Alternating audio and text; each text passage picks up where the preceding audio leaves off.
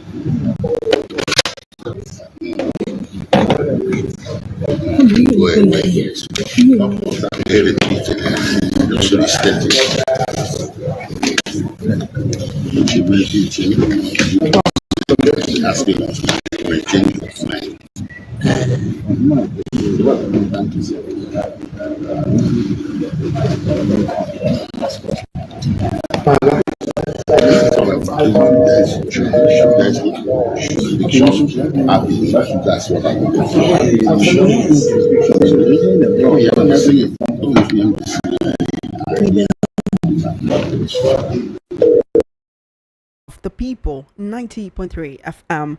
My name is Chioma Innocent, and here are the top stories. Court adjourns Nnamdi Kanu's terrorism case indefinitely. Boko Haram commander warns Borno residents to repent or face execution. Katsina elders threaten to undermine Tinubu's re-election in 2027. And outside Nigeria, EU to retaliate against new US tariffs. Details now.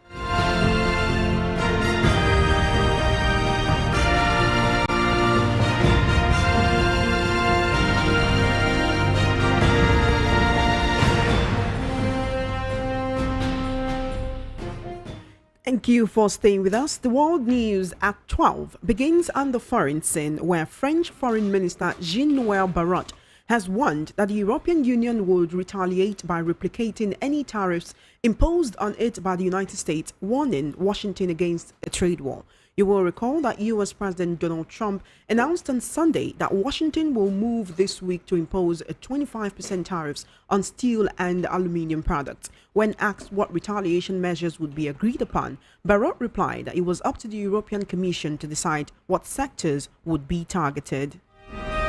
US President Donald Trump said he has told the Treasury to stop producing penny coins, presenting it as an effort to cut down on government spending. The Department of Government Efficiency, a cost-cutting initiative led by Elon Musk, has helped slash federal spending, highlighted the cost of producing pennies in a post on X in January. Trump has made cutting the federal budget a prominent part of his new administration, with the Musk Doge team being tasked with investigating government spending.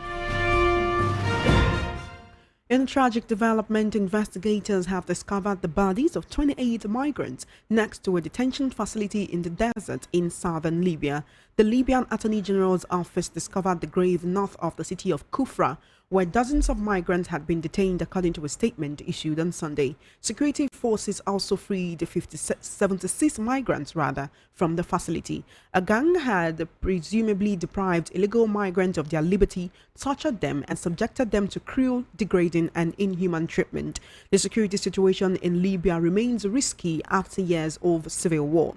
Armed groups, some of which work with state agencies, operate criminal networks for human trafficking, in which migrants, refugees, and asylum seekers are systematically exploited. In a very recent development back home in Nigeria, Justice Binya Nyako of the Federal High Court in Abuja has adjourned the trial of Nnamdi Kanu, leader of the indigenous people of Biafra, IPOB, indefinitely. Justice Nyako adjourned the suit today following Kanu's insistence that the judge cannot preside over his case since she had already recused herself. This is the current development, and VOP News will bring you further updates as the issues unfold. But let's take a listen to a very short interview granted by Nnamdi Kanu before the court proceedings began today.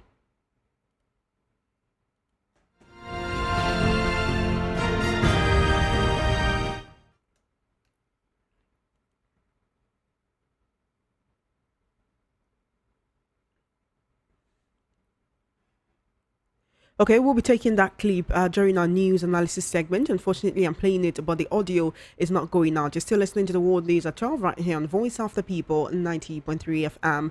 Apex Igbo Social Cultural Organization, Ohanaeze Ndigbo, has urged governors from the southeast to float a security outfit to address the cracks of insecurity challenges across the country. This was contained in a statement issued today by Ohanaeze's factional deputy national president, Mazi Okechukwu Isiguzoro, and made available to journalists. Ohanaeze expressed its concern regarding the surging rise of insecurity plaguing beloved southeastern Nigeria. The Igbo organization suggested that the proposed new security outfit would offer agitators and gunmen amnesty to lay down their arms.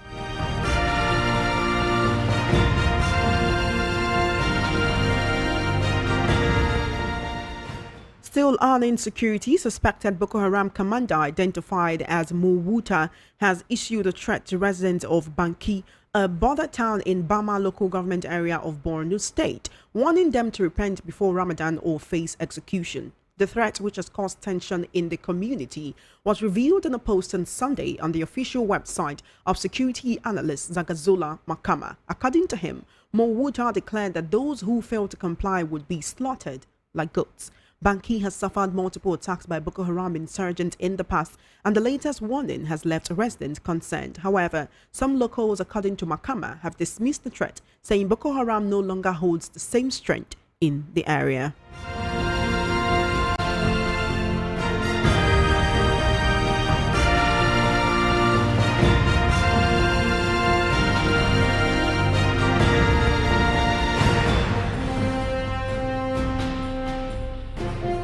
Meanwhile, Katsina state is being subsumed by an atmosphere of anxiety and confusion following the threat by elders of the state to undermine the re-election of President Bola Tinubu in 2027 over pervading security and economic challenges. The elders, under the auspices of Katsina Elders Forum, KEF, have vowed to mobilize other Nigerians to vote out President Tinubu if he fails to tackle the challenges bedeviling Katsina and other northern states. The secretary of the forum, Aliyu Sani Mohammed, while briefing journalists in Katsina, added that President Tinubu does not deserve a second term over what he termed selective arrest and prosecution of northerners. Mohammed, who was reacting to the arrest of the embattled former executive secretary of the National Health Insurance Scheme, NHIS, Professor Usman Yusuf, insisted on retrieving power from President Tinubu in the 2027 presidential elections. But this did not go down well with another member of the forum, who is also the current Galadiman Katsina, Justice Sadiq Abdullahi Mahuta. Mahuta, who was absent at the recent press conference held in Katsina by the forum, has since dissociated himself from the position of some members of the forum who attended the media chat. Addressing journalists at his residence over the weekend, Justice Mahuta said the threat by the secretary of the forum to vote out President Tinubu in 2027 does not reflect his true position. However, Katsina State youths under the aegis of Katsina Progressive Youths Alliance have rejected Justice Mahuta's position and endorsed that of the forum. The youth, in a statement by their spokesman, Kabir Usman, described the call by the Katsina elders as timely, considering the security and economic challenges faced by Nigerians under President Tinubu's administration. Meanwhile, the Nigerian police force has denied reports that the notorious Special Anti-Robbery Squad, SARS, has made a return to the streets. In a statement today, force spokesperson Muyiwa Adejobi noted that SARS remains dissolved and disbanded. Recently, a viral social media post claimed that SARS has been reformed with personnel handed new rules of engagement. The post lists the purported rules of engagement to include non-interference in civil matters and cybercrimes. Adejobi urged the public to treat the post with caution and always verify information from the force's official social media handles, noting that SARS, which was disbanded on October 11, 2020, remains dissolved. You are currently listening to the World News at 12 on Voice of the People, 90.3 FM. We'll now head into the news analysis segment, and joining me to discuss issues on the World News at 12 this afternoon, I have veteran journalist with many years of experience, as well as political, social, and national affairs analyst. The accolades are so much, sometimes I forget it, but I have Mr. Chukuma Okoro with me on the World News at 12. Thank you for joining me, and good afternoon. Good afternoon, Chairman. Thanks for having me. Thank you so much for coming. All right, so there was an insert I wanted to play after reading about Nnamdi Kanu. So I'm going to take it right now, and that's because we'll be starting the analysis segment with that actually, okay? So I want you to take a listen to this, a very short interview Kanu granted before the court proceedings actually began, because right now his case has been adjourned indefinitely, and you hear what he has to say in this. Let's take a listen.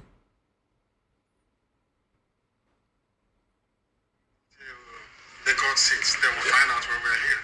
Right now, For the simple reason that she has no jurisdiction to try me. None whatsoever. I came out of courtesy and respect. She stands recused from my case and cannot try my case. There are things that are happening in this country that a lot of you do not know. It is my duty to make that very, very clear to all of you today. Because the lies are too much. The lies are too much. I sent a petition to NJC. I don't want to talk about it. Justice Nyako is using her position for personal gain. For personal gain. Her son and her husband are facing corruption charges. And they told them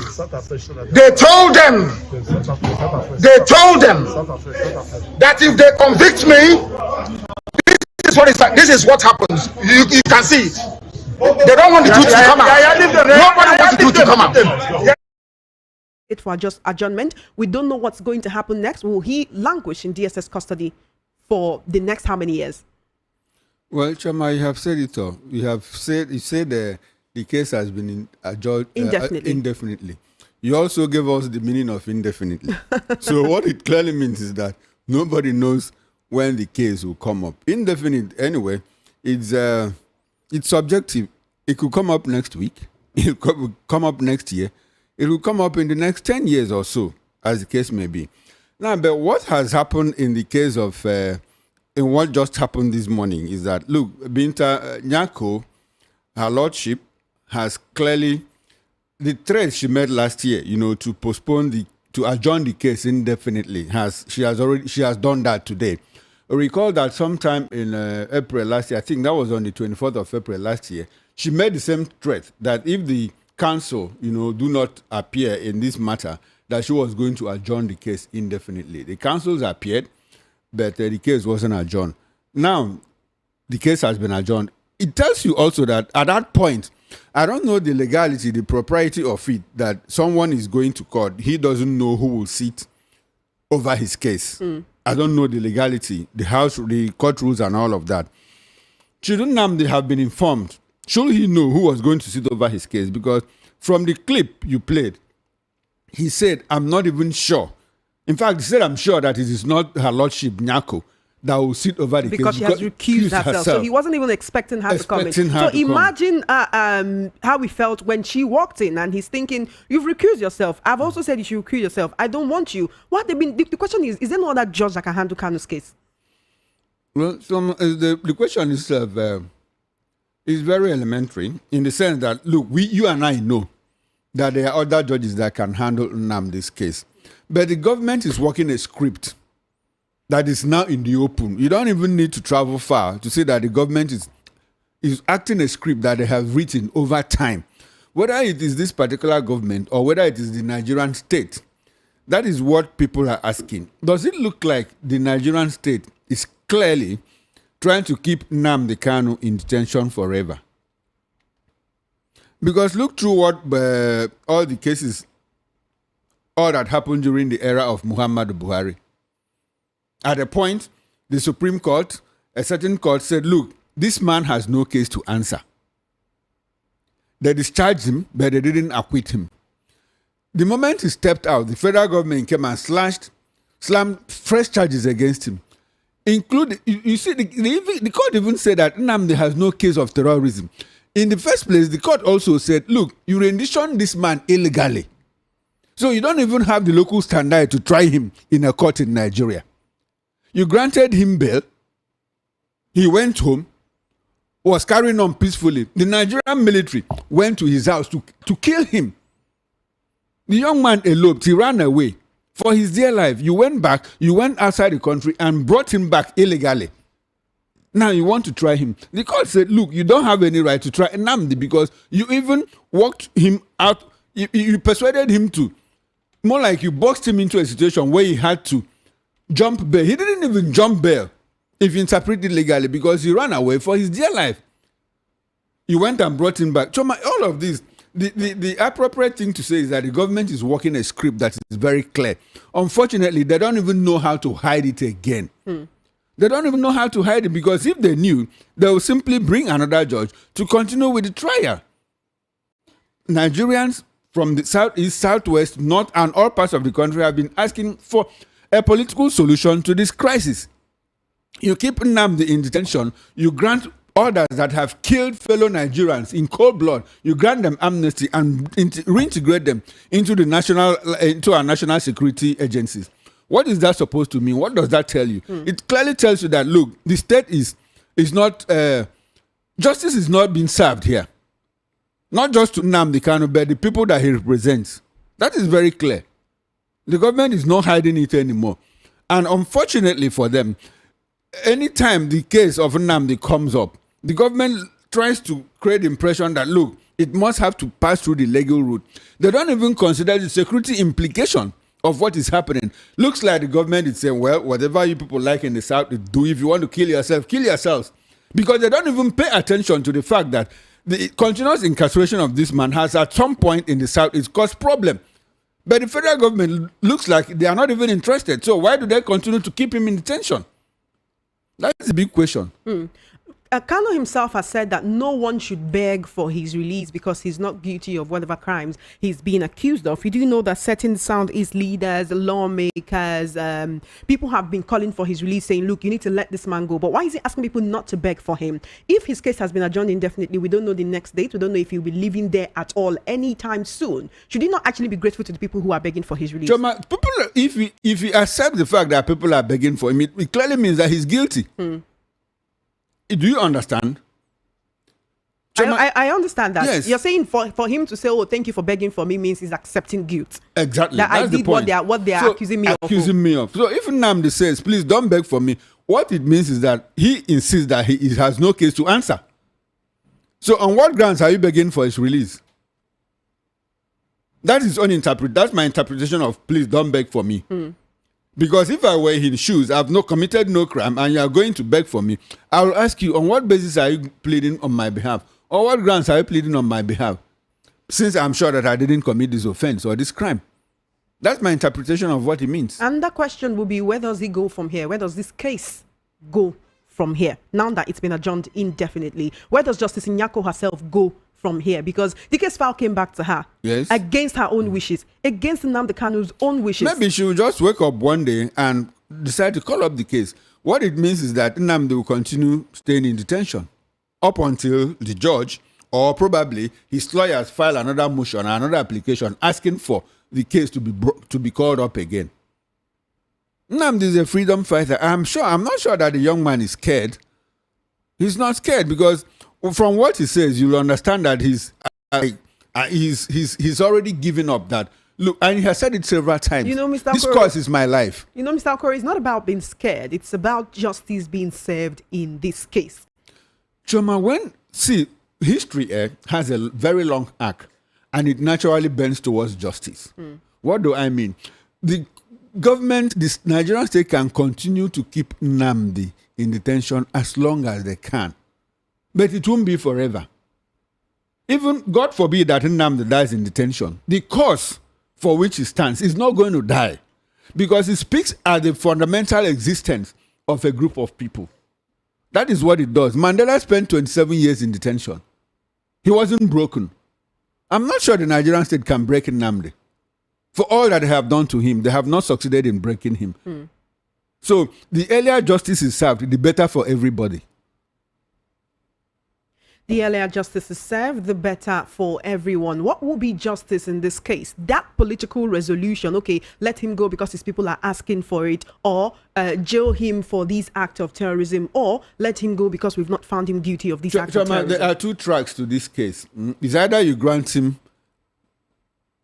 Because he's saying he does not want pity. He doesn't want to be released on pity because people begged for him. He doesn't want to be released just because people begged for him. He doesn't want the Nigerian state or the judiciary to release him because they beg also. That kind of sentiment. Despite the fact that he has said that if the government is interested in using the political solution to resolving that problem, fine.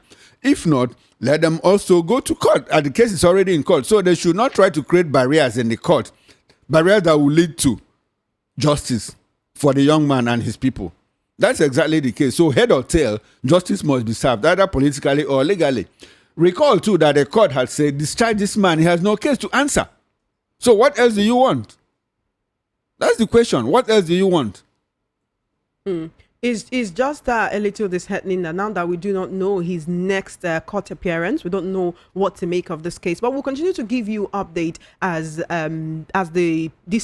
it comes. All right, we'll continue to give you updates right here from Voice of People 90.3 FM. The VOP News Department will continue to give you further update on these particular situation. Now, still on the southeast, Isiguzoro, who calls himself the factional deputy national president of the Ohanese, is saying that it is time for southeast governors to float a security outfit to address insecurity challenges across the region. Now, some might say he's late to the party because, of course, they did establish Ebubeagon, but some will say that it has not achieved that level of security that they were aiming for, which led Anambra State Governor Chukwuma Soludo to actually establish the Agune Chamber, right? Just last weekend, we're talking about here how the Kanu State National Assembly actually passed a bill for a state security agency, right? If certain people have been advocating for community policing and they are not getting it, but yet states can establish their own vigilantes and security agencies, would we not be having so many actors, so many different security agencies all across the country that when you travel from Lagos to Kano, you're not seeing the Nigerian police, you're seeing people in they already have HISBA in Kano, but yet they want to have their own state security agencies because it seems that the federal security agencies cannot protect the people. Chama, the first question to ask Isiguzoro will be, if Ebubeagon is not working, if Ebubeagon didn't work, what guarantee does he have that another one will work? I mean, the operators, have they changed? Is it still not the same governors of the Southeast that are unable to work to bring the activities of Ebubeagon to usefulness?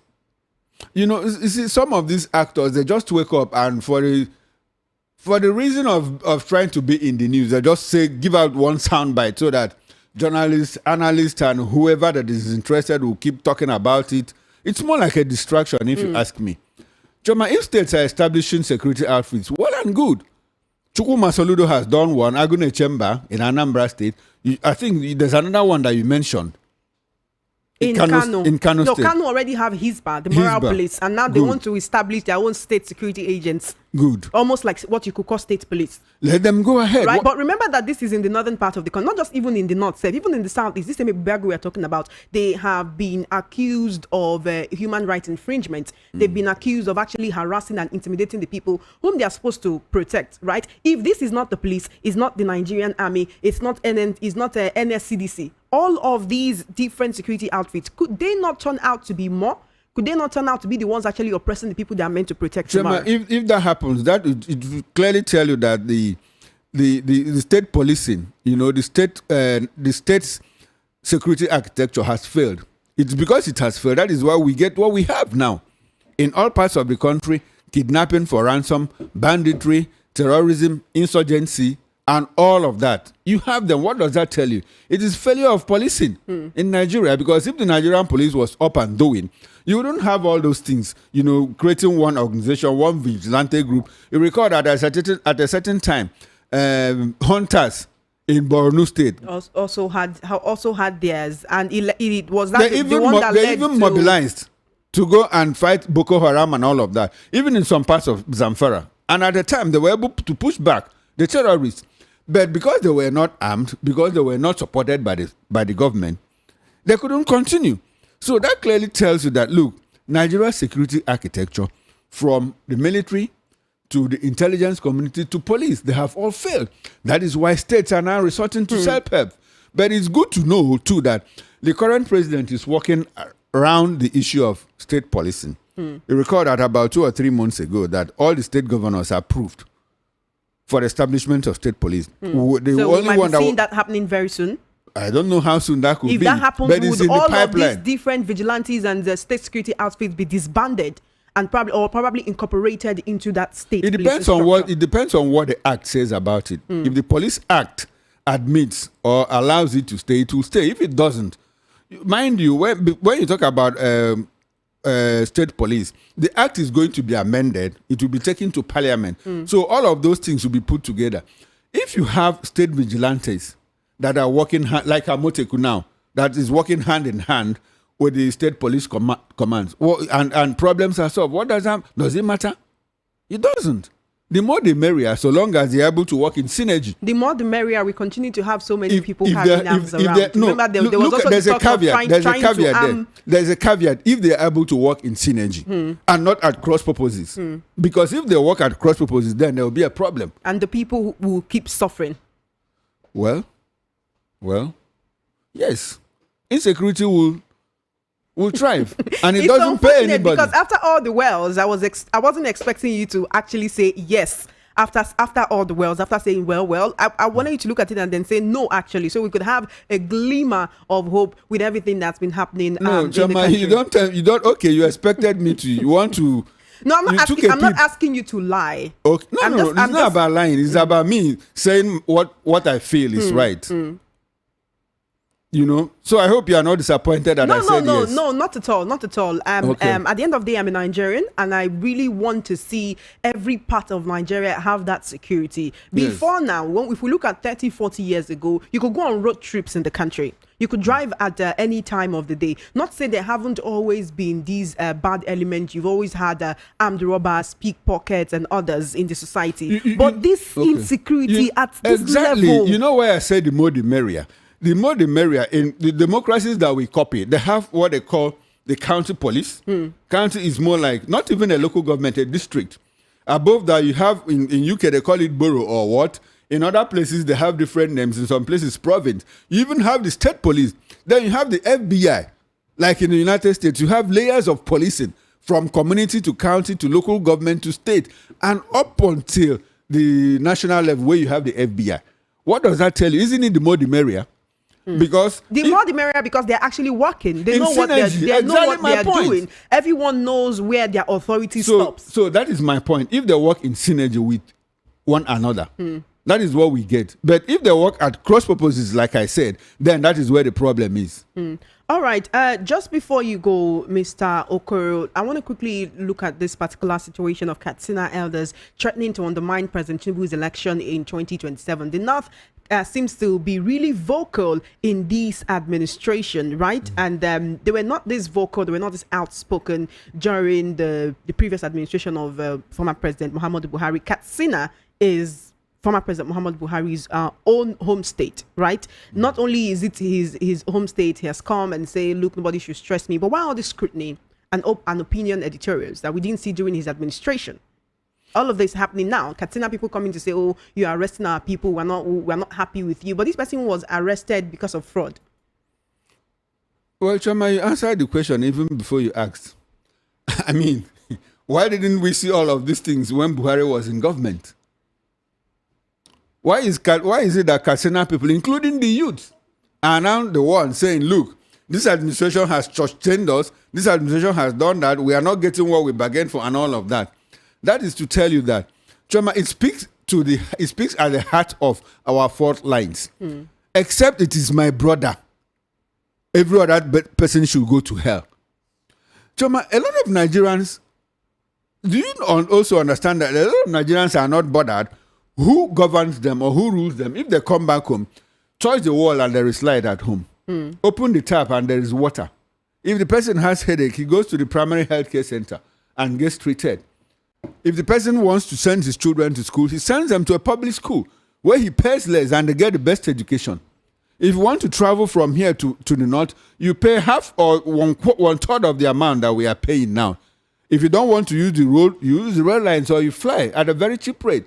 And you have money in your pocket. Inflation is down to single digit of about 6 or 7%. A lot of Nigerians will not bother to know where the president is coming from. But because our fault lines keep widening, keeps getting larger every day, that is why you see this idea of, look, the current president, he has taken away everything from the north and all of that. And when he takes it away from the north and gives it to the southwesterners, if it works for everybody, should that matter?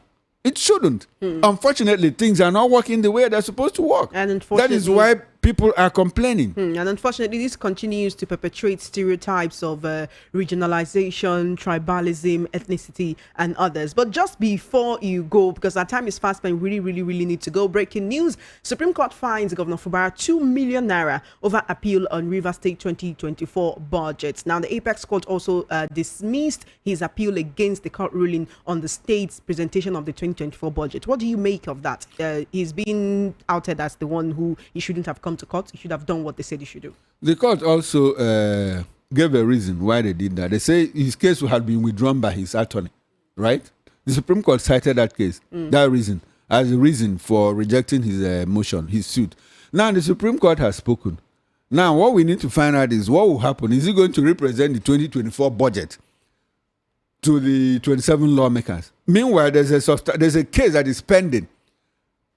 A case to determine whether those 27 lawmakers should retain their seats. You know, it's so many cases from Rivers State, it's almost difficult to keep up. To the point that the judicial, INEC said they don't even know which one to obey. So if the legal department of INEC is confused as to which one to obey, who is Chukwuma Okoro to tell Nigerians which one Does this take us back to how so many Nigerians at this point feel that judiciary is one of our biggest problems in the nation right now, with conflicting court judgments, and when you go to them with a case, it's almost like justice for the highest bidder, and so many other issues that Nigerians have been highlighting as the problems of judiciary and why we need judicial reforms? A lot of Nigerians think in that direction, but lawyers don't agree with them. My wife is a lawyer. I have had to discuss this with her. She said no, that the Nigerian people are the problem, not the judiciary. So head or tail, where do we lie? Can we say you're being biased in this situation because I didn't say anything. I didn't say anything. Well, if you didn't tell us your wife was a lawyer, we wouldn't be looking at you through another lens and saying maybe you're in bed. You are literally and figuratively in bed with the judiciary, and that's why you're not agreeing with Nigerian people. As an analyst, I didn't take a position. I told you what Nigerians are saying. I also told you what lawyers are saying. I didn't take a position. So let the listener make the judgment. Thank you so much, Mr. Chukwuma Okoro. Our time is fast spent and we need to exit the studio at this moment. But it's always a pleasure whenever we get to discuss and analyze issues on the World News at 12. Thank you for joining me. Thanks for having me, Choma. Thank you so much for coming. You have been listening to the World News at 12 right here on Voice of the People 90.3 FM. Just before we wrap up, let's take a look at the top stories again.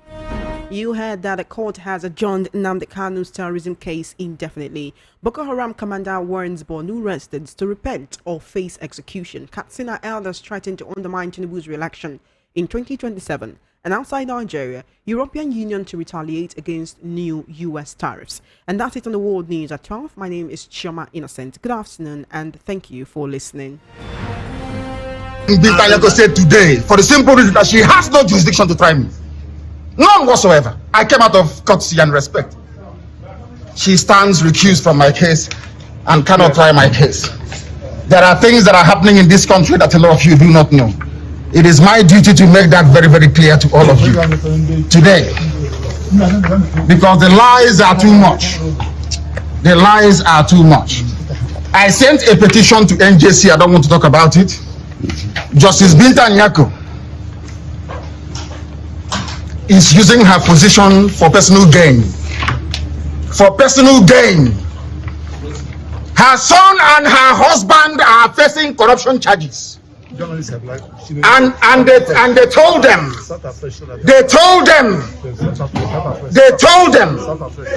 that if they convict me, this is what happens. You can see it. They don't want the truth to come out. Nobody wants the truth to come out. Nobody wants the truth to come out. Nobody wants the truth to come out in Nigeria. That's the problem. Who is that person? Corruption charges. They sent her to my case so they can release or smoothing the pathway for the husband and the son. They are facing. It doesn't matter if they off it. In a corrupt society, that's what happens. They are very, very corrupt. There is a breach of judicial oath.